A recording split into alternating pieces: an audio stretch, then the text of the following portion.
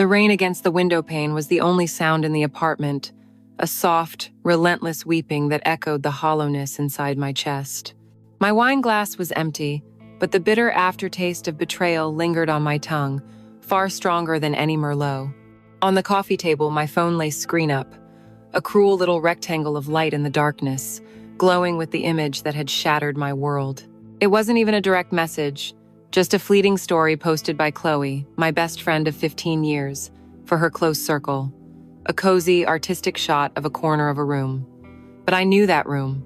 I knew the worn leather of that armchair, the way the city lights of Seattle blurred through the floor-to-ceiling windows. I knew the gray linen shirt carelessly thrown over the back of the chair, because just a few hours ago, I had been the one to peel it from his skin. And next to the chair, sharp and damning, were Chloe's red high heels. Liam's apartment, Liam's shirt, Chloe's shoes, my lover, and my best friend. The math was simple, and it was devastating. The phantom weight of his body was still on mine, the ghost of his scent still clinging to my hair. I could still feel the thrilling, illicit scrape of his stubble against my neck, the way he'd whispered my name like a prayer, a secret only we shared. That memory, so warm and intoxicating just an hour ago, had turned venomous. Now, all I could picture were his hands, those same long, artistic fingers that had traced the curve of my spine, touching her. His mouth, which had claimed mine with such raw hunger, kissing her. The thought was a physical blow, knocking the air from my lungs, leaving me gasping in the silent, empty room that I shared with Mark, my fiancé. The man I had betrayed for a fleeting inferno of passion. I had risked everything for a secret world with Liam, a world of whispered confessions and stolen moments that made me feel alive. And in one careless, digital snapshot, I discovered my secret world was never just mine. It was a place he took others. It was a place he took her. I closed my eyes, but the image was burned onto the back of my eyelids. How did this happen? Where did the slow, sweet poison of this affair begin, only to end here, with me drowning in the wreckage of a double betrayal, orchestrated by the two people outside of my engagement that I thought I could trust with my soul? The rain fell harder. It began, as these things often do, on a perfectly ordinary evening that gave no warning of the wreckage to come. The Seattle sky was its usual shade of bruised purple, threatening a drizzle that never quite committed. Chloe had dragged me to a new photography exhibit in Pioneer Square, her enthusiasm a bright contrast to my own weary indifference. Life with Mark had settled into a comfortable, predictable rhythm, a quiet melody played on repeat. We were good. We were stable. But my soul felt like a room with the windows painted shut, and I was suffocating on the stale air. Chloe, in her vibrant life of the party way, thought a dose of culture was the cure for my quiet melancholy. The gallery was crowded, a loud hum of chatter and clinking glasses. I felt like a ghost, drifting through the living, until I saw the photographs. They were all black and white, stark and deeply intimate. A city captured not in its iconic landmarks, but in its quiet, forgotten moments. Raindrops streaking down a bus window, blurring the world outside into a watercolor of sorrow. A single bare tree reaching its skeletal branches towards a muted sky. An old man's hands, wrinkled and veined, resting on a worn book. The artist's name was on a small placard. Liam Corbin. I didn't know the name, but I knew the feeling. His work was a mirror to the silent, gray landscape of my own heart. I left Chloe charming a group of people by the wine bar and lost myself in his world. I was standing in front of a piece that particularly held me captive. It was a close-up of a window pane, drenched in rain. Each droplet was a perfect, tiny lens holding a distorted reflection of the city. It was beautiful and profoundly lonely. It feels like looking out and looking in, all at the same time, doesn't it? A voice said, low and calm, right beside me. I turned, startled out of my reverie. It was him. I didn't know how I knew, but I did. He wasn't dressed like the other artists, no eccentric scarf or calculatedly distressed clothing. He was just in a simple black sweater and dark jeans, but he held in stillness that drew all the energy in the room towards him. He was tall, with a lean strength to his frame, and his eyes, they were the kind of deep, thoughtful gray that seemed to absorb the light around them. He wasn't looking at the photograph anymore, he was looking at me, his gaze both gentle and unnervingly direct. I felt a blush creep up my neck, a sensation so foreign I had almost forgotten it existed. "Yes," I managed to say, my voice a little breathless. "That's exactly it. It's like the whole world is right there, but you're completely separate from it." He nodded slowly, a small, knowing smile touching his lips. "A beautiful prison." The words hung in the air between us, and in that moment I felt seen. Not just glanced at, but truly, deeply seen, in a way that made me feel both exposed and understood. He saw the loneliness in me that I tried so hard to hide. We talked for what felt like an eternity, standing there in front of that photograph, the noise of the gallery fading into a distant murmur. He told me he was the photographer, and I felt a foolish, giddy thrill. His name was Liam. He spoke about his work with a quiet passion, explaining how he sought the beauty in melancholy, the stories hidden in the shadows. He asked me what I did, and when I told him I was a graphic designer, he didn't just nod politely like most people did. He asked about my aesthetic, what fonts made me feel something, what colors I dreamed in. He listened with an intensity that was intoxicating. I found myself telling him things I hadn't even articulated to myself, about the frustration of designing corporate logos when I wanted to be creating art, about the feeling of being a gear in a machine. His presence was a balm.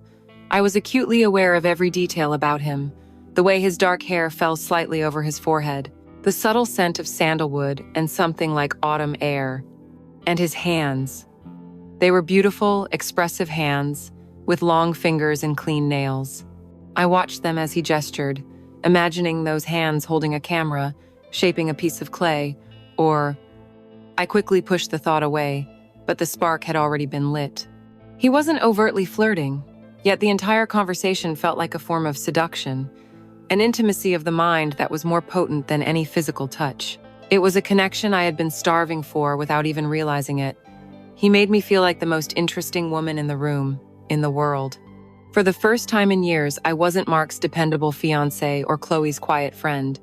I was just Alara, a woman with a mind that a captivating man wanted to explore. Chloe eventually found me, her smile bright as she looped her arm through mine. "There you are.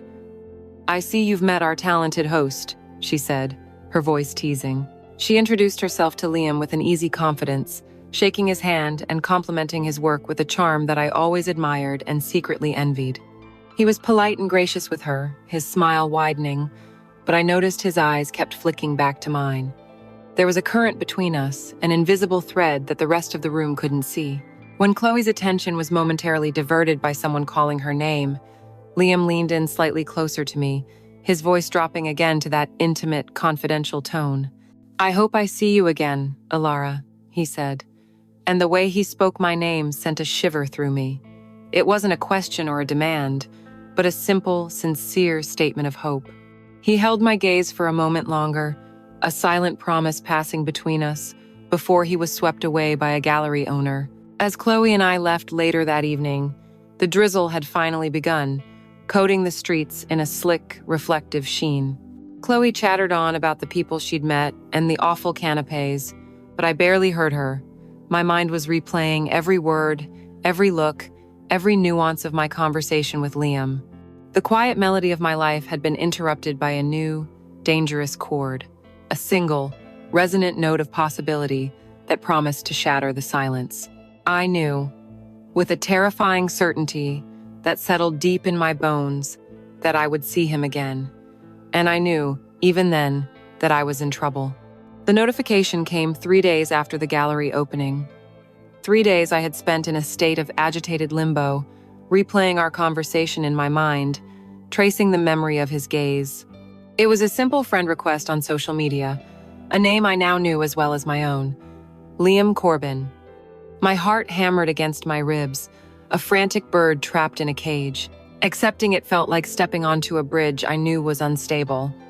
I hesitated for a full minute, my thumb hovering over the screen. Mark was in the kitchen, humming along to the radio, chopping vegetables for dinner. The sound of his normal, predictable life was a stark contrast to the chaotic thrill coursing through me. I accepted. A message appeared almost instantly. "I was hoping you were the right, Alara." Just that. Not a pickup line, nothing overtly forward, but the implication was clear. He had looked for me. The thought sent a dizzying wave of validation through my veins. The one who understands beautiful prisons. I typed back, my fingers trembling slightly, and so it began. Not with a bang, but with a quiet, insidious whisper that would grow into a roar. Our messages quickly evolved from polite follow-ups about his photography to something far deeper. We didn't talk about the weather or what we had for lunch. We talked about the things that kept us awake at night. He would send me a song with no context, just the words, "Listen to this and tell me what you see." And I would describe the colors and shapes the music painted in my mind, and he would understand. He asked me about my childhood fears, my most irrational dreams, the books that had shaped me. In return, he shared parts of himself he said he rarely showed anyone. The pressure he felt to create, the fear of his work becoming stagnant, the strange comfort he found in desolate landscapes. These conversations were our own private universe, built in the quiet hours after midnight when the city was asleep and Mark was breathing softly beside me.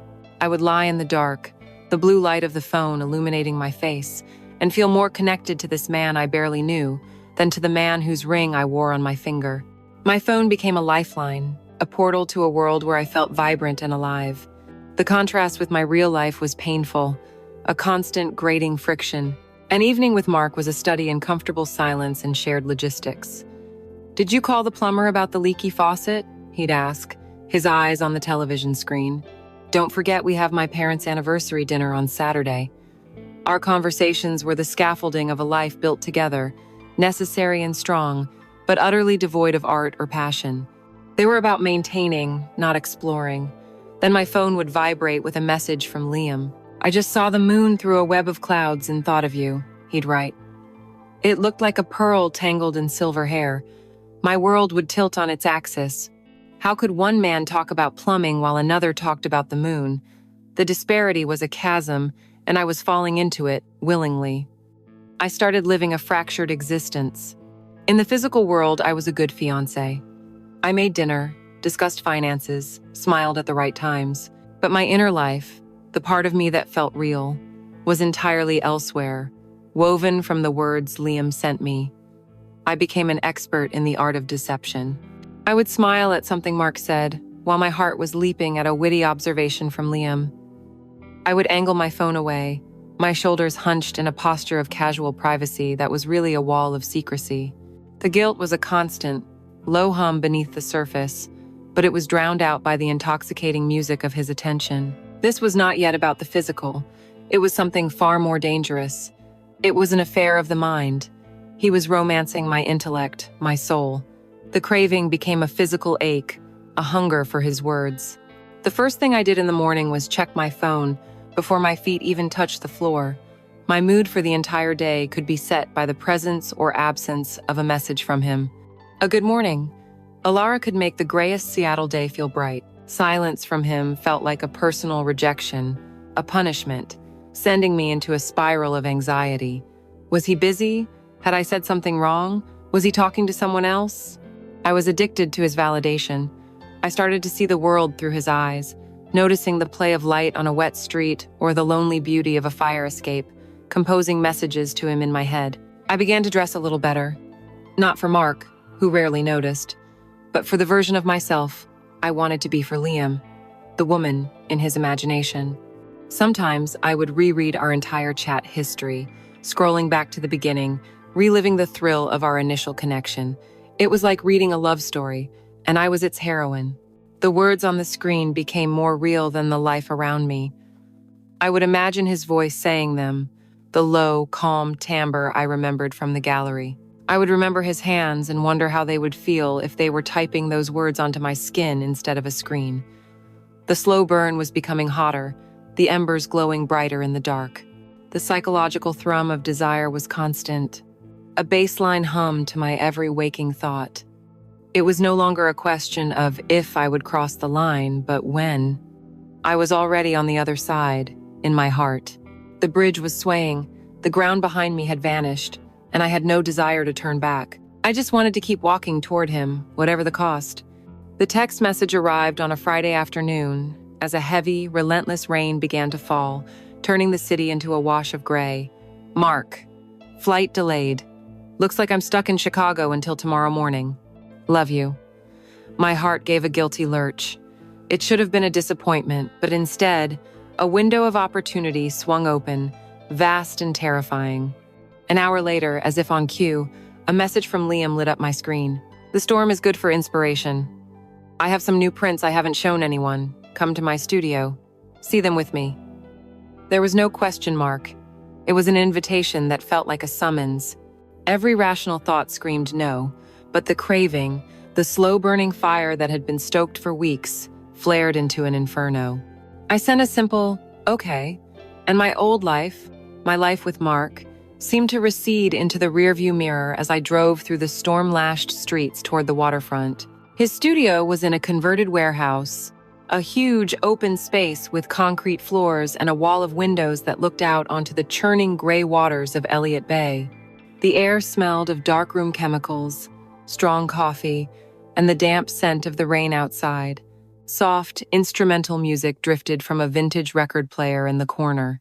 And there was Liam, standing in the middle of it all, a silhouette against the stormy sky. He wasn't smiling, just watching me with that same unnerving intensity from the gallery. "I'm glad you came," he said, his voice a low rumble that seemed to vibrate through the floor. The tension in the room was a living thing, thick and heavy with unspoken words and undeniable desire. I felt stripped bare under his gaze, as if he could see the weeks of secret longing I had tried to conceal. He led me through the space, showing me his new work, powerful, moody landscapes that mirrored the tempest outside. But my attention was fractured. I was overwhelmingly aware of his proximity, the way his arm brushed against mine as we stood side by side, the warmth radiating from his body. Then he stopped in front of a large, cloth-draped easel. "There's one more," he said, his eyes locked on mine. Something a little different. He pulled away the cloth. My breath caught in my throat. It was me. A series of 4 black and white photographs, shot with a telephoto lens, clearly taken at the gallery opening. They weren't posed. They were stolen moments. Me, lost in thought in front of his photograph of the rain-streaked window, a close-up of my profile, my hair catching the light, my hand resting on my chin, a look of deep contemplation on my face. He had captured a version of me I barely knew, a woman who was thoughtful, mysterious, and deeply sad. "You were the most interesting thing in the room that night," he said softly, moving to stand behind me. I couldn't look away. "The curve of your shoulder here, it's like a line from a poem. And the light, the way it found the sadness in your eyes." He was narrating my own body to me, transforming it into art. His voice was right by my ear, a warm whisper against my skin. He placed his hands gently on my shoulders, and a jolt of pure electricity shot through me. It was over. All my resistance, all my carefully constructed walls, crumbled into dust. He turned me around slowly to face him. My mind was screaming, a frantic chorus of, "No, you can't, this is wrong, think of Mark." But my body, starved for so long, had already made its choice. He raised a hand, his thumb tracing the outline of my bottom lip, a touch so feather-light it made me tremble. "Liam, please," I whispered, the words weak and useless. "We shouldn't." His eyes searched mine, and whatever he saw there gave him his answer. "I know," he murmured, and then he closed the distance between us. The kiss wasn't gentle. It was a storm, a release of all the pent-up tension that had been crackling between us for weeks. It was desperate and hungry, a kiss of recognition, of 2 people finding a forbidden shore after being lost at sea. My hands went to his hair, pulling him closer, while his snaked around my waist, lifting me effortlessly against him. All thought dissolved into pure sensation. He broke the kiss, only to press his lips to my throat, my collarbone, his breath hot against my skin. He lifted me into his arms and carried me to a large, worn leather sofa in the corner of the room, never breaking his gaze. He laid me down gently, and for a moment just looked at me, his expression a mixture of reverence and raw hunger. With painstaking slowness, he began to unbutton my blouse. The cool air of the studio hit my skin, raising goosebumps. My initial, reflexive protest died in my throat, replaced by a shudder of anticipation. "No," Stop. The words were a lie, a ghost of the woman I was supposed to be, and we both knew it. He pushed the fabric aside, revealing the delicate lace of my bra. He simply looked, his artist's eyes taking in every detail, making me feel both vulnerable and worshipped. Then, his fingers went to the clasp. The lace fell away, and his breath hitched. He lowered his head, his mouth closing over one of the pale, twin peaks of ivory, and a sound I didn't recognize tore from my own throat. It was a sound of pure, unadulterated pleasure, a sound Mark had never heard. It was a complete surrender. The world narrowed to this couch, this man, this storm inside and out. His hands and mouth were everywhere, exploring me with a confident, artistic touch, finding places that had long been dormant. I was an instrument he was learning to play, and he was drawing a wild, chaotic music from me. My feeble protests had long since melted into a litany of his name, punctuated by gasping moans. Ah, Liam, that feels so good. I was clinging to him, my nails digging into the hard muscle of his back, meeting his rhythm, lost in a dizzying spiral of sensation. In that moment, there was no Mark, no guilt, no tomorrow. There was only the rain on the window, the music from the speakers, and the overwhelming, all-consuming feeling of being wanted, completely and devastatingly. It was a release so profound, so absolute, that when it was over, I felt like I had been broken apart and remade into someone new, someone I no longer recognized. Driving home from his studio was like moving through a dream. The rain had softened to a fine mist, and the city lights blurred into long, impressionistic strokes of neon across my windshield. I felt disconnected from my own body, as if I were piloting a machine from a great distance. My skin was still tingling, a phantom map of his touch.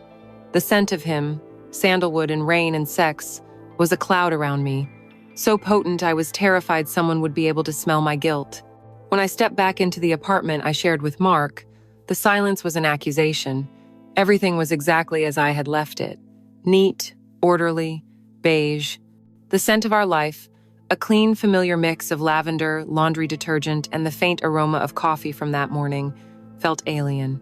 I was the foreign object in this space. I had brought the wild, chaotic energy of Liam's world into this sanctuary of predictability, and I felt like a contaminant. I walked straight to the bathroom and stood in front of the mirror, barely recognizing the woman staring back. Her eyes were darker, her pupils blown wide. Her lips were swollen, slightly bruised from the force of his kisses.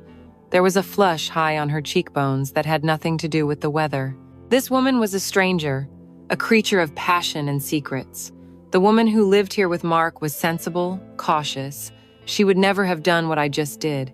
I stripped off my clothes, dropping them in a guilty pile, and stepped into the shower, turning the water on as hot as I could stand it. I wanted to scald the feeling of him off my skin, to wash away the evidence of my transgression. But the water only amplified the sensations. The stream hitting my back reminded me of the weight of his hands. The soap gliding over my stomach felt like a pale imitation of his touch. I scrubbed my skin until it was raw, but I couldn't erase the memory. The pleasure had been so overwhelming, so total, that it had branded me. As the water sluiced away, so did the last vestiges of the intoxicating high, leaving behind the cold, heavy sediment of guilt. I had cheated on Mark, the man who trusted me implicitly, the man who was stuck in an airport in Chicago thinking of me, the man whose future was supposed to be my own. The thought was a physical sickness, a knot of shame tightening in my stomach. And yet, underneath it, a traitorous pulse of exhilaration still beat. I felt horribly, terribly alive. I wrapped myself in a towel, my body clean but my conscience stained, just as my phone rang. It was Mark. My heart seized in my chest. "Hey, honey." His voice was warm and familiar, a sound that had meant comfort for 5 years and now felt like a judgment. Just wanted to say goodnight. "The new flight is for 6 a.m., so I should be home by noon tomorrow." "Oh, okay, good," I said, my voice sounding thin and reedy to my own ears. I tried to inject some warmth into it, some of the easy affection that was usually there. "I miss you." The lie felt like acid on my tongue. "I miss you too," he said, and his sincerity was a fresh stab of pain. How was your day? Do anything fun? Fun. The word was so inadequate it was almost laughable. I thought of Liam's studio, of the storm over the bay, of the feeling of his body against mine. Not really, I lied, clutching the towel tighter. Just the usual. Worked, then Chloe and I were going to get a drink, but the rain was so bad we canceled. Just a quiet night in. Each lie was easier than the last, a terrifying realization. I was good at this. The conversation lasted another 5 minutes, filled with his talk of the conference and my monosyllabic, hollow responses. When we hung up, I sank onto the edge of the bed, shaking. The duplicity was exhausting. The secret was a living thing, a heavy weight I had to carry all by myself. And I knew with absolute certainty that I couldn't. That's why I called Chloe. For 15 years, she had been my keeper of secrets, the vault for all my fears and frustrations. The pressure inside me was building to an unbearable point, and I needed to release some of it, even a little. We met for coffee the next morning, a Saturday.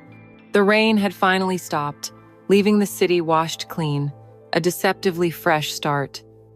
I was a wreck, my nerves frayed from a sleepless night. She took one look at me and said, "Wow, you look like hell. What's wrong?" I didn't tell her everything. I couldn't. The shame was too great and the pleasure was too private.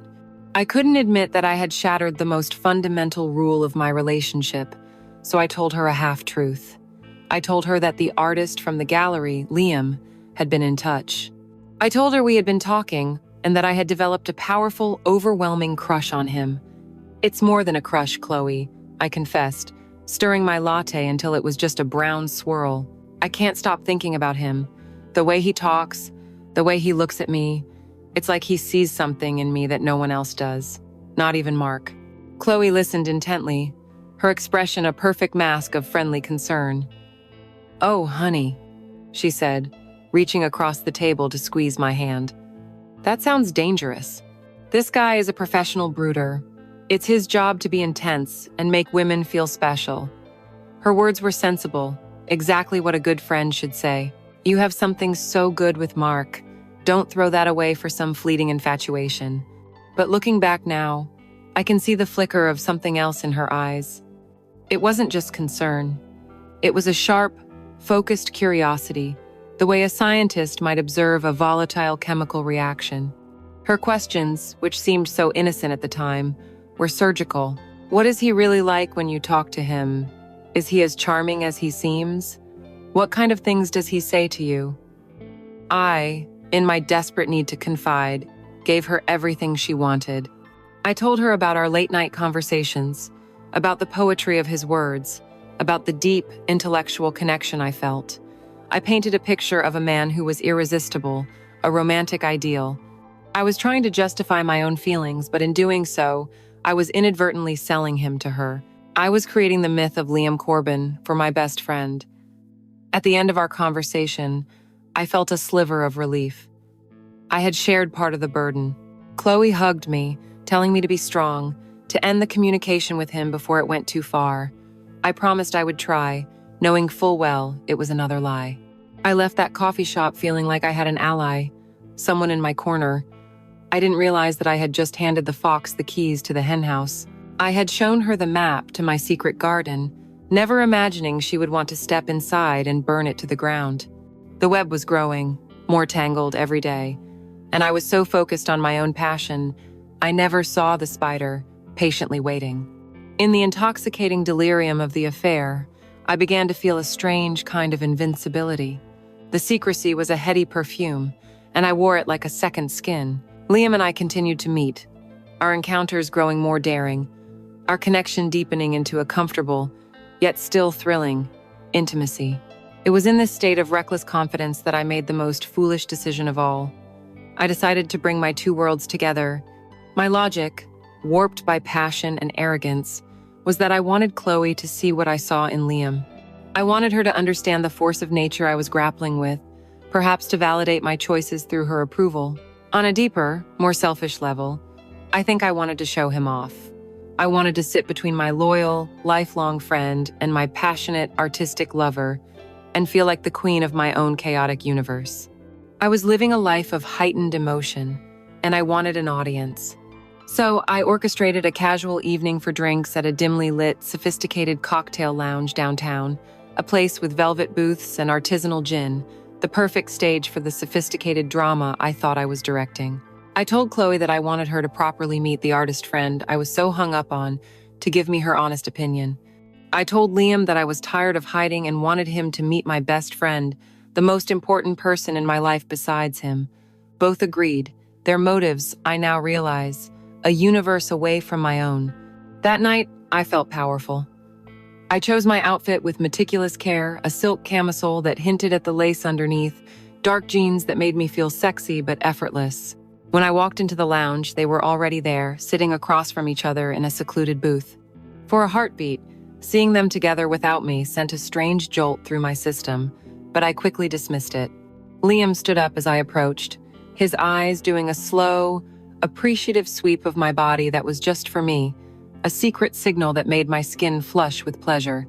He kissed my cheek, his lips lingering a moment too long, a silent acknowledgement of our hidden reality. Chloe watched us, a small, unreadable smile on her face. The first half hour was perfect. I was the sun around which they both orbited. I was the bridge between their two worlds. The conversation flowed easily, with me as the main conduit. I would share an inside joke with Chloe, then turn to explain its context to Liam. He would tell a story about a recent photo shoot, and I would watch Chloe's face, eager for her to see the charm and intelligence that had so completely captivated me. And she seemed to be. She was laughing, engaged, playing her part as the supportive best friend beautifully. But then, subtly, the dynamic began to shift. It was nothing overt, just a slow, almost imperceptible tilting of the room's gravity. Liam, having learned enough about Chloe through me and our brief meeting at the gallery, began to direct his questions to her. He asked about her career in marketing, not with the polite disinterest I was used to from others, but with his signature intensity. "So you shape desire for a living," he said, leaning forward, his eyes glinting in the candlelight.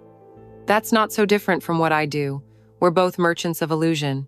Chloe, never one to be outdone, leaned in as well, a playful challenge in her eyes. "The difference," she countered, her voice smooth as the gin in her glass, "is that my illusions get people to buy things they don't need. Yours get them to feel things they don't want to." The exchange was sharp, witty, and deeply flirtatious, and in that moment, I felt a strange dislocation. I was no longer the conduit. I was a spectator. They had found their own current, a quick, sparkling rapport that didn't need me to function. I watched as they debated modern art, their arguments laced with a charged energy. Chloe, who had always claimed to find contemporary art pretentious, was suddenly a passionate and knowledgeable critic. Liam was clearly impressed, and slightly aroused, by the challenge. I tried to join in, but my contributions felt clumsy, like a child interrupting the conversation of adults. A cold knot began to form in my stomach. I told myself it was just paranoia, a ridiculous spike of jealousy. Of course, he found her interesting. Chloe was interesting. And of course, she was being charming. Chloe was always charming. This was what I wanted, wasn't it? For them to get along? But I couldn't shake the feeling that I was witnessing something I shouldn't be. I noticed the small things, the way his eyes would linger on her mouth as she spoke, the way she laughed, a throaty, genuine sound, and touched his arm for emphasis, a casual gesture that was somehow more intimate than any of my planned, secret touches. At one point, he told a dryly funny story about a disastrous client, and they both dissolved into laughter over a detail I hadn't quite caught. For a few seconds, it was just the two of them in the booth, sharing a moment of perfect synchronicity, and I was on the outside looking in. The waitress came to the table. Liam ordered another round, and without asking, told her Chloe's specific, complicated drink order, which she'd only mentioned once an hour earlier. He had remembered. My own glass had been empty for 10 minutes. He hadn't noticed. By the end of the night, my initial feeling of power had completely evaporated, replaced by a vague, sickening unease. On the sidewalk outside, the air was cold. We said our goodbyes, a flurry of hugs and promises to do it again soon. Liam pulled me into a hug that was tight and possessive, and he whispered in my ear, "Tonight was good, but I'd rather have you to myself." His words were a balm on my frayed nerves, the reassurance I desperately needed. He gave me a final, smoldering look over Chloe's shoulder before he walked away. Chloe then turned to me, her face glowing. "Okay, I get it now," she said, squeezing my arm. "He's a lot, incredibly charming. But Alara, be careful. A man with that much charm is always looking for the next audience." It was the perfect, concerned best friend thing to say. It made me feel foolish for my earlier jealousy. Of course she was on my side. Of course she was just looking out for me. I went home that night and replayed his whispered words in my head, using them to paper over the cracks that had appeared in my fantasy. I told myself that the chemistry I saw was a harmless flirtation between two charismatic people. I told myself I was the one he came home to, or rather the one he wanted to. I was so blinded by my desire to believe the affair was special, so desperate to trust the two people I was betraying my life for, that I refused to see the truth. I had not been hosting a friendly get-together. I had been introducing the serpent to the garden, and he had just noticed a new, ripe apple hanging right beside me. The unease from that night with Chloe festered beneath the surface, a quiet poison. I pushed it down, told myself I was being insecure, and clung to Liam's reassurances like a drowning woman to a piece of driftwood. But a subtle desperation had taken root. I needed to feel his desire for me, not just in words whispered over the phone, but in a way that was physical, undeniable, and absolute. I needed to reclaim my territory. It was I who suggested the hotel. The idea of his studio, a place where I now imagined Chloe's laughter echoing, felt tainted. I wanted a neutral space, an anonymous room high above the city that belonged only to us, a bubble outside of time and consequence where our affair could exist in its purest, most physical form. He agreed without hesitation. The second time was nothing like the first. The tentative, discovery-filled passion of our initial encounter was gone, replaced by a raw, almost violent hunger. There was no slow seduction, no gentle exploration. There was only need. I met him at a boutique hotel downtown, a place of sleek, modern design and discreet service. I felt a sordid thrill checking in alone, the room key cool and heavy in my hand, like a token for a secret society. I was barely inside the room, my coat still on, when he knocked. I opened the door and he was simply there, his presence filling the space, his gray eyes dark with an intensity that mirrored my own. He didn't say a word. He just pushed the door shut behind him with his foot, backed me against it, and crushed his mouth to mine. The kiss was brutal, acclaiming. All my anxieties, all my unspoken fears about Chloe, all my guilt over Mark, it all combusted in that single furious point of contact. My hands tangled in his hair, pulling him impossibly closer, and a low growl rumbled in his chest. He pushed me away from the door and backed me towards the center of the room, his eyes never leaving mine, a predator stalking his willing prey. I was wearing a simple, dark green dress, something I had bought specifically for this moment. He hooked his fingers into the neckline, and with a single, sharp tug, the sound of tearing fabric cut through the silence, buttons scattered on the floor. The act was shocking, wasteful, and it was the most thrilling thing I had ever experienced. It was a declaration that he didn't have the patience for buttons and zippers. He needed me now. The remains of the dress fell away, and I stood before him in my black lace lingerie. His eyes devoured me, and he let out a low, appreciative whistle. "God, Alara," he breathed, his voice rough. "You're going to be the death of me." He reached out, not to touch me, but to trace the air an inch from my skin, outlining my shoulders, the curve of my waist, the swell of my hips. Then he knelt before me, his gaze fixed on the twin peaks of my breasts rising above the lace. He took the fabric of my bra between his teeth and pulled it down, his eyes still locked on mine as my chest was bared to him. The combination of shame and arousal was a potent drug, and I was dizzy with it. He pushed me gently onto the king-sized bed, the cool, crisp sheets a stark contrast to my heated skin. This time, there were no hesitant protests, no whispers of, "We shouldn't." My surrender was absolute. He came down over me, the weight of his body, a comforting, possessive pressure. He began to whisper in my ear, his voice a low, hypnotic murmur. He didn't whisper poetry this time. He told me, in graphic, explicit detail, exactly what he was going to do to me. The words were filthy, shocking, things a man like Mark would never even think, let alone say. And every syllable, every depraved promise, sent a fresh wave of heat coiling deep in my belly. My inhibitions, already weakened, were obliterated. I was no longer Alara, the sensible graphic designer, the dependable fiancé. I was a vessel of pure sensation, an animal answering a primal call. I was his. He explored my body with a focused, almost ruthless precision, his hands and mouth leaving a trail of fire everywhere they touched. He was deliberately pushing my boundaries, taking me to the very edge of my control, and I reveled in it. The sounds I made were no longer suppressed moans. They were loud, unrestrained cries of pleasure. My voice was hoarse from screaming his name. "Oh God, Liam. Harder."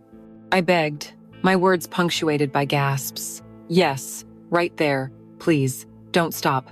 I was arching against him, my nails leaving red marks on the hard, sculpted muscles of his back, completely lost to the storm he was creating inside me. He was masterful, taking me higher than I had ever been, bringing me to a climax that was so intense, so shattering, it felt like a small death. And just when I thought I couldn't possibly feel anything more, he would start again, pushing me further, demanding more. In those moments, suspended in a state of pure, mindless ecstasy, I knew with a terrifying clarity that I would give up everything for this feeling. I would burn my life to the ground and dance in the ashes just to feel this again. It was an addiction, and he was my dealer, and this was the most potent dose he had ever given me. When it was finally over, we lay tangled in the sweat-soaked sheets, the city lights twinkling through the massive window, and I felt a fierce, possessive satisfaction. My body was an exhausted, aching testament to his desire. The ghost of Chloe had been exorcised by the sheer force of his passion. In the wreckage of that hotel room, I felt victorious. I had won. I had proven that I was the one he truly wanted. It was a beautiful, intoxicating, and utterly devastating lie. I left that hotel room feeling like a goddess, branded by a passion so intense I was sure it was indestructible. The raw, possessive nature of our encounter had silenced the nagging voice of insecurity that Chloe had awakened. I felt victorious, secure in the knowledge that I was the one he desired with such ferocious, untamed hunger. For a few days, that intoxicating high carried me. I floated through my life with Mark in a blissful, guilt-ridden haze, my body still humming with the memory of Liam's touch. Our texts resumed, and I read his words as confirmation of our unique, unbreakable bond. But then, the first hairline crack appeared. It was small, almost unnoticeable. I sent him a long, heartfelt message, pouring out the feelings the hotel encounter had stirred in me, expecting an equally poetic and passionate reply. Hours passed. Finally, a reply came. It was short, clipped, sounds intense. "Work is crazy right now. Talk later." That was it. No poetry, no shared intimacy, just a dismissal. I told myself he was busy. He was an artist, a freelancer. His schedule was unpredictable. It was foolish to expect him to be at my beck and call. But the message felt cold, a splash of icy water on the warm afterglow of my fantasy. Soon, the small cracks began to spiderweb. Later became his favorite word. Our late-night conversations, the very foundation of our connection, dwindled and then stopped altogether. My messages, once the highlight of his day, now seemed like an interruption. He would take a full day to respond to a simple question. Plans to meet were made, then vaguely postponed. "This week is tough. I'm on a big deadline. Let's try for next week. I'm heading out of town for a shoot." Each excuse was plausible, wrapped in the language of professional ambition, but the pattern was undeniable. The man who had pursued me with relentless, focused intensity was now treating me like an afterthought. The passion that had consumed us felt like it was being methodically starved. I became a creature of pure anxiety, my phone a cruel instrument of torture. I was constantly checking it, my stomach leaping with a sick, hopeful jolt at every notification, only to deflate when it was just a work email or a message from my mother. I analyzed his response times, the punctuation he used. A period at the end of a sentence felt like a door slamming in my face. The exhilaration of the affair was gone, replaced by the exhausting, demoralizing labor of trying to recapture his attention. I felt like an addict chasing a high that was getting weaker and weaker, while the craving only grew stronger. The most unnerving part was that as Liam was pulling away, so was Chloe. It was a strange, synchronous retreat that my mind initially refused to process. Our daily check-in texts became sporadic. Our standing weekly coffee date was canceled 2 weeks in a row. The first time, she had a legitimate excuse, a last-minute meeting she couldn't get out of. But the second time, her text was oddly vague. "Hey, so sorry, can't make it tomorrow. Something's come up. Rain check soon." No explanation, no details. It wasn't like her. Chloe was a planner, a sharer. An unexplained cancellation felt like a locked door. The following week, I insisted we meet for a drink. She finally agreed, but when we met, the entire dynamic felt off. She was distracted, her energy nervous and scattered, and her phone, which was usually tossed in her purse, was placed face down on the table between us, a silent black slab of secrets. Every few minutes, it would vibrate, and I would see her hand twitch, her eyes darting towards it. She was trying to seem casual, but she was vibrating with an energy that had nothing to do with our conversation. I tried to talk to her about Liam, my voice laced with a frustration I could no longer hide. "He's just been so distant lately," I vented. "I feel like I'm going crazy, trying to figure out what changed." In the past, this was the kind of conversation where Chloe would shine. She'd be full of advice, analysis, and unwavering support. But this time, she was strangely passive. She just shrugged, avoiding my eyes. "Well, like I said, he's an artist," she said, her tone flat. "They're moody, probably just focused on a project." There was no fire, no righteous anger on my behalf. When I pressed her, she changed the subject, asking a bland question about my work, her gaze drifting towards the door. The wall between us was palpable. She, my confidant, the one person I thought I could tell anything, was shutting me out. We were sitting across from each other, but we were miles apart. I left that bar feeling colder and more alone than ever. I spent that night lying awake in bed next to Mark, whose steady breathing was a rhythm from a life that no longer felt like my own. I was staring at the ceiling, replaying everything. Liam's distance, Chloe's evasiveness, the way they had both become busy in the exact same span of a few weeks. A horrifying thought, a piece of logic too terrible to contemplate, began to form in the darkness of my mind. It was impossible. It was insane. Chloe was my best friend. She knew how much this affair, as wrong as it was, meant to me. She was the one who had warned me to be careful. It couldn't be. I told myself it was a coincidence. I told myself I was being paranoid, that the guilt and stress of the affair were making me see shadows where there were none. I was connecting dots that weren't there, but I couldn't shake the gut feeling, the cold dread that was coiling in my stomach. The cracks were no longer just appearing in my affair or in my friendship. They were converging, threatening to reveal that they were not separate fractures at all, but fault lines radiating from the same catastrophic, singular betrayal. The days that followed were a special kind of hell, a quiet, nerve-shredding state of hypervigilance. The world seemed to have a sinister filter over it, and I was seeing potential clues in everything. My trust in both Liam and Chloe had completely eroded, leaving a gaping void filled with suspicion. I was no longer making excuses for them. I was gathering data, building a case in the reluctant courtroom of my own mind. Conversations with both of them became hollow performances. I would feign a casualness I didn't feel, listening intently not to what they were saying, but to what they were hiding. I was a detective at the scene of a crime I couldn't yet prove had even happened. The first piece of hard evidence arrived on a Tuesday night. I was feeling particularly lonely and disconnected, so I did the one thing guaranteed to make it worse. I tried to call Liam. It went straight to voicemail. Not even a single ring. A familiar pang of rejection and anxiety shot through me. I told myself to put the phone down, to go read a book, to do anything other than torture myself, but the compulsion was too strong. An hour later, I was numbly scrolling through Instagram, my thumb moving in a hypnotic, meaningless rhythm, when a brightly colored circle at the top of the screen stopped me cold. It was Chloe's profile picture, indicating a new story. My heart began to beat a little faster as I tapped on it.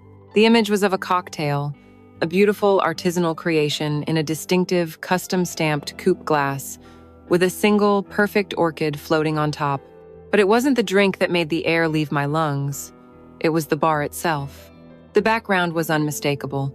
A dark, polished mahogany bar, and behind it, a wall of glowing amber bottles, one of which was a rare Japanese whiskey that Liam had pointed out to me once. It was The Alchemist, a quiet, expensive speakeasy he loved, a place he called his thinking spot, a place he had taken me once on a rainy weeknight.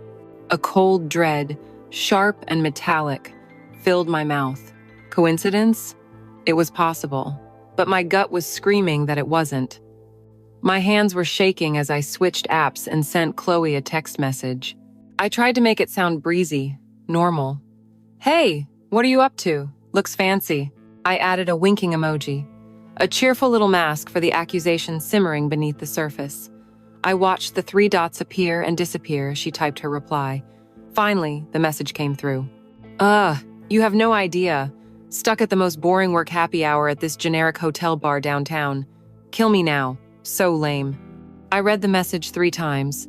A generic hotel bar. It was such a specific and yet utterly transparent lie. Why lie? If she was just there with colleagues, why not say so? Why invent a different, more boring location? The lie was the proof. It was a deliberate act of concealment. I felt a wave of nausea so intense I had to sit down. My mind was racing, trying to find an innocent explanation. Any other reason she would lie to me about being at Liam's favorite bar on the same night he wouldn't answer my call. There was no innocent explanation. There was only one truth. A truth so ugly I couldn't bear to look at it directly. But the final, irrefutable piece of evidence, the clue that would force my eyes open, was still to come. A few days later, Chloe called me, her voice bubbly and fake, asking if I could help her clean up her apartment. She'd had a small get-together the night before, she said, and was too hungover to face the mess alone. The old me, the trusting me, would have been there in a heartbeat with coffee and bagels. The new, suspicious me agreed for a different reason. It was an opportunity to observe, to look for more cracks in her story. Her apartment was a mess of empty wine bottles and pizza boxes. As we worked, bagging up trash and loading the dishwasher, she chattered on about the party, listing the names of friends I knew, constructing an elaborate, detailed alibi for her Saturday night. I listened, nodding along, my stomach in knots. It all felt like a performance for my benefit. I was straightening the cushions on her sofa, fluffing them up, when my hand brushed against something hard and metallic wedged deep in the crevice. Annoyed, thinking it was a lost bottle cap or a stray coin, I reached in to pull it out. My fingers closed around a small, cool object. I drew my hand out and opened my palm. For a moment, my brain couldn't process what I was seeing. Time slowed down. The sound of Chloe talking faded into a dull, distant buzz. Lying in my hand was a small, silver rectangle, intricately etched. It was a cufflink, and engraved in a small, elegant script in the corner was a single, damning initial, L. It wasn't just any cufflink. It was one of a pair I had bought for Liam at a vintage shop a week after our first night together. I had given them to him over breakfast, a secret, tangible token of the intimacy we had shared in his studio. He had been so touched, promising he would wear them whenever he needed to feel inspired. And here was one of them, lost in the cushions of my best friend's sofa. The world tilted. The vague, shadowy suspicions of the past few weeks snapped violently into focus, forming a single, hideous image. Every canceled plan, every distant text from him, every evasive glance, every canceled coffee date from her, Chloe's lie about the bar. It wasn't a series of coincidences. It was a conspiracy. My lover and my best friend. The two people who occupied the most intimate, secret spaces in my life. The horror of it was absolute. A physical force that made it hard to breathe. It was a betrayal so profound, so complete, that it felt like my entire past, my entire sense of reality, was a lie. I stood there, frozen in the middle of her living room, the silver cufflink digging into the flesh of my palm. The truth was no longer a suspicion or a fear. It was a solid, cold piece of metal, and it was irrefutable. Chloe was still talking, her voice a cheerful, oblivious drone in the background, narrating some pointless anecdote about the party. I didn't hear the words. The only sound in my world was the frantic, roaring pulse in my ears. The silver cufflink was a point of absolute cold in my sweating palm. It was the anchor to a new and terrible reality. My entire body felt like it had been turned to stone, but I forced my legs to move. I walked from the sofa to the middle of the room and stood there, waiting for her to notice the silence. She eventually trailed off, her smile faltering as she saw my expression. "Alara? What is it? You look like you've seen a ghost." I didn't say anything. I just slowly, deliberately uncurled my fingers and held out my hand. The cufflink lay there on my palm, glinting under the afternoon light, small and shiny and monstrous. Her eyes followed my gesture. I saw the exact moment she recognized it.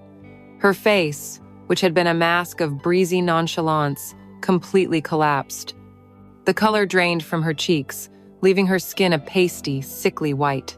Her mouth fell open, a silent "oh" of pure horror. "What is that?"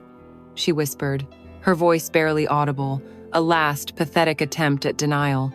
I've never seen that before." "Don't," I said. My own voice was terrifyingly calm, a low, dead thing I didn't recognize. "Don't you dare lie to me anymore, Chloe." "What is this?" I asked again, taking a step closer, shoving my hand towards her face. "Doing here? In your apartment? Wedged in your sofa?" The sight of the cufflink, the undeniable proof of her guilt, finally broke her. The lie died on her lips, and a terrible, guttural sob escaped her instead. Her entire body seemed to fold in on itself. She staggered back and sank to the floor, her hands flying to her face as she began to weep, her shoulders shaking with violent, racking sobs. 15 years of friendship, 15 years of shared laughter and secrets and unconditional support, and I felt nothing. Her tears were like water on stone. They were not for me. They were for herself, for being caught. "Alara, I'm so sorry," she choked out between sobs, her words mangled and wet. "I'm so sorry. Please." But I was beyond apologies. I was in a place of cold, clear, surgical rage. I closed my hand, the sharp edges of the cufflink digging into my palm. "When?" I asked, my voice like ice. "When did it start?"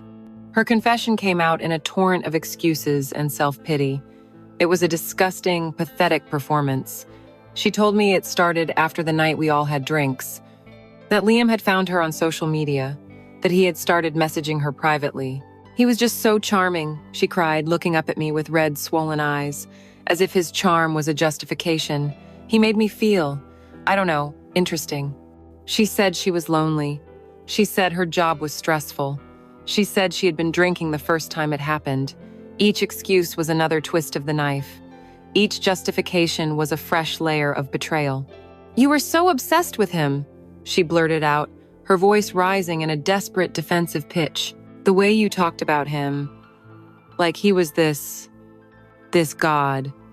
I was jealous, okay? I was jealous of you. You seemed so alive, so passionate, and my life was so boring. I just wanted to see what it was like. I wanted to feel it too. The sheer breathtaking selfishness of it stole my breath. She didn't do it in a moment of weakness. She did it out of envy.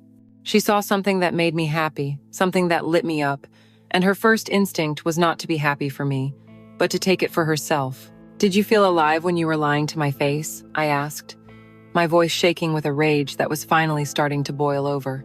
"Did you feel alive when I came to you for coffee, crying because he was being distant, and you just sat there and lied? When you told me to be careful? Was that part of the thrill?" I was pacing now, a caged animal in the ruins of her apartment. "How many times, Chloe?" She flinched. "A few," she mumbled, staring at the floor. "I don't know." "How many times?" I roared, and this time she jumped, a fresh wave of tears streaming down her face. 4 or 5 times, she whimpered. It wasn't serious. It was just a mistake. It didn't mean anything. It meant nothing." I stopped in front of her, looking down at the crumpled figure on the floor that was once my best friend. 15 years of friendship that apparently meant nothing. You watching me fall in love with Mark, you holding my hand when my mother was sick, you standing next to me at my college graduation. All of that meant nothing? You threw all of that away for a mistake? For a man you've known for 2 months? The history of us, our shared life, spooled out in my mind, and the weight of her betrayal became unbearable. This wasn't just about Liam. He was a symptom. This was about her. She had taken the sacred, trusting space of our friendship and had deliberately, methodically desecrated it. She had watched me suffer and had done nothing. She had been the cause of my suffering. She begged for forgiveness, crawling towards me on her knees, trying to grab my hand. "Please, Alara," she sobbed. "Don't let this be the end. You're my sister." I made a terrible, horrible mistake. Please, please forgive me. I looked down at her, at this stranger, and all I felt was a vast, empty wasteland where my love for her used to be. I pulled my hand away from her grasp as if her touch were toxic. "You're not my sister," I said, my voice flat and final. "My sister would never have done this." I opened my hand and let the silver cufflink drop. It hit the wooden floor with a soft, metallic click, a final, definitive sound, the sound of an ending. I turned around and walked out of her apartment without looking back, leaving her alone with her lies, her tears, and the wreckage of everything we had ever been. Walking away from Chloe's apartment was like stepping out of the smoking wreckage of a building that had housed my entire life. The foundation of my past, my friendship with her, had been leveled. But there were still 2 final, terrible demolitions to perform. The first was confronting Liam. I found him at his studio the next day, the scene of my initial surrender. There was no tearful confession from him, no pleas for forgiveness. When I told him I knew about him and Chloe, a flicker of something annoyance, perhaps, at having his game discovered crossed his face, but there was no remorse. He leaned against his work table, arms crossed, the picture of detached indifference. "These things happen, Alara," he said with a casual shrug that shattered the last glittering shard of the fantasy I'd built around him. "The connection we had was real, but it wasn't exclusive. I never promised you that." He spoke about passion and inspiration as if they were commodities, as if my heart and my friendship were just raw materials for his art and his ego. He wasn't a romantic soul who had made a mistake. He was just a user, a man who saw beautiful things and wanted to possess them, whether it was a woman's body or her loyalty. The pain he caused was just collateral damage, an uninteresting byproduct of his own gratification. There was nothing left to say. The great, epic love affair I thought I was living was, in the end, a cheap, tawdry, and deeply unoriginal story. The second demolition was the hardest. It was confessing to Mark. There was no rage, no screaming match. That would have been easier. Instead, when I told him everything, sitting at the kitchen table that we had picked out together, his face just seemed to crumble in slow motion. I watched the love and trust in his eyes die, replaced by a deep, profound, and quiet hurt that I knew I would never be able to forget. He didn't call me names or throw things. He just looked at me, his gaze holding 5 years of shared history, and asked a single, devastating question. Why wasn't I enough? I had no answer. Because he was enough. He was more than enough. I was the one who was broken.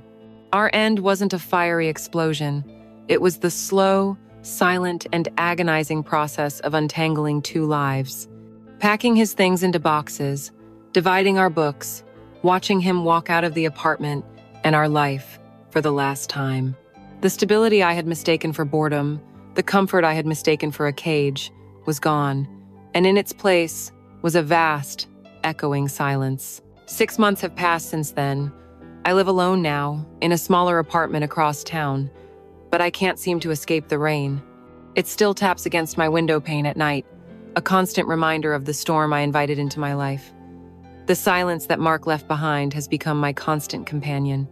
There are no more late-night texts from a secret lover, no more coffee dates with a trusted friend. My life has been stripped down to its studs. Sometimes, in the dead of night, I am haunted. Not by ghosts, but by sensations. The phantom weight of Liam's hands on my skin, the ghost of Chloe's laughter in a crowded room. The memory of passion is a cruel one. It doesn't fade, it just curdles, turning from a sweet intoxication into a bitter poison. I have replayed every decision, every touch, every lie 1,000 times, trying to pinpoint the exact moment I lost my way. But the truth is, I chose to get lost. I chased a wildfire because I was tired of the steady, predictable warmth of my own hearth. I wanted to feel the burn, and I did. Now, all I have are the ashes. The betrayal I felt from Liam was sharp, but shallow. It was the betrayal of a fantasy, an idea I had projected onto him, but the betrayal from Chloe, that was a wound to the soul. He broke the rules of a game we were both playing, but she broke the laws of a life we had built together. His infidelity hurt my pride, but hers called into question every memory, every shared secret, every moment of trust that had defined the past 15 years of my existence. That is the pain that lingers, the scar that will never truly fade. I don't know if I will ever trust anyone so completely again. I don't know if I will ever trust myself. I often find myself standing by the window, watching the rain, just as I did on that very first night when this all began to unravel. I traded a life of quiet contentment for a few weeks of breathtaking, illicit passion. I felt more alive than I had in years. And this is the question that haunts me in the silence. The question that the rain whispers back to me night after night. Was it worth it? To feel that alive, for just a moment, only to end up this alone?